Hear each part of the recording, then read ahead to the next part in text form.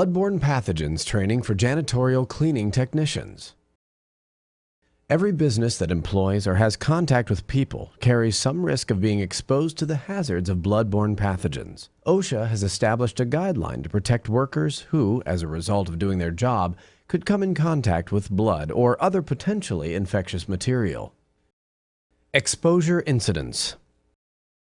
What is an exposure incident? An exposure incident includes any accident, injury, or near miss that occurs that has the potential to result in the exposure to human body fluids, tissues, or other potentially infectious materials. OSHA's definition of an occupational exposure: a reasonably anticipated skin, eye, mucous membrane, or skin puncture contact with blood, semen, vaginal secretions, cerebrospinal fluid, or amniotic fluid that may result from job performance of an employee's duties, such as needle sticks, human bites, cuts and abrasions, blood contact, or other potentially infectious materials. Common causes of exposure. Bloodborne pathogens are transmitted when contaminated blood or body fluids enter the body of another person. This can occur through a number of pathways, such as an accidental puncture by a sharp object contaminated with the pathogen. Sharps include objects such as needles, scalpels, broken glass, razor blades. Open cuts or skin abrasions coming in contact with contaminated blood or body fluids, sexual contact. Indirect transmission, a person touches, dried, or caked on blood and then touches the eyes, mouth, nose, or an open cut. HBV only. Engineering and work practice controls. Eating, drinking, smoking, applying cosmetics or lip balm, and handling contact lenses are prohibited in work areas where there's a reasonable likelihood of occupational exposure. Food and drink shall not be kept in refrigerators, freezers, shelves, cabinets, or on countertops or bench tops where blood or other potentially infectious materials are present. All procedures involving blood or other potentially infectious materials shall be performed in such a manner as to minimize splashing, spraying, spattering, and generation of droplets of these substances. Wash your hands and any other skin with soap and water, or flush mucous membranes with water immediately or as soon as feasible, following contact of such body areas with blood or other potentially infectious materials. Never pick up items like broken glass with your bare hands. Always wear appropriate personal protective items such as gloves, eye protection, etc. If an exposure occurs.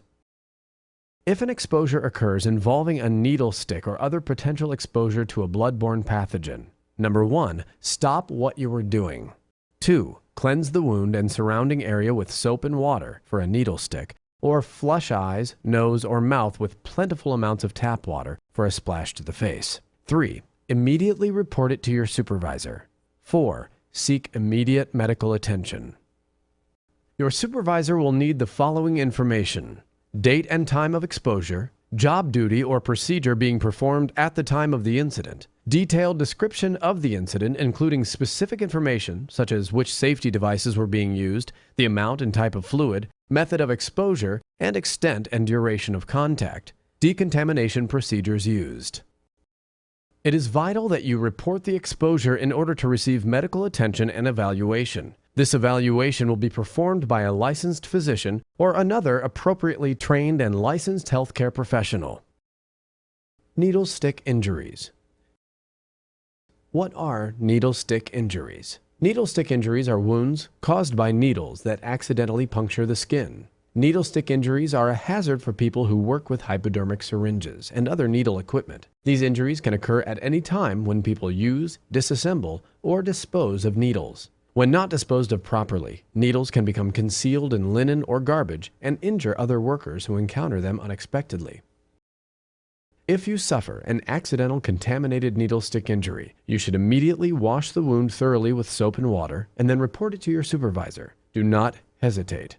Universal precautions require that all blood and other body fluids be treated as though they were contagious. In the wake of a needle stick injury, your employer should provide you with post-exposure prophylaxis in an effort to prevent your contracting HIV. Several tests also need to be conducted. Such tests may have to be done at intervals over a period of several months to make sure that your needle stick injury does not lead to HIV, hepatitis B, HBV, hepatitis C, HCV, or any of approximately 20 other bloodborne diseases.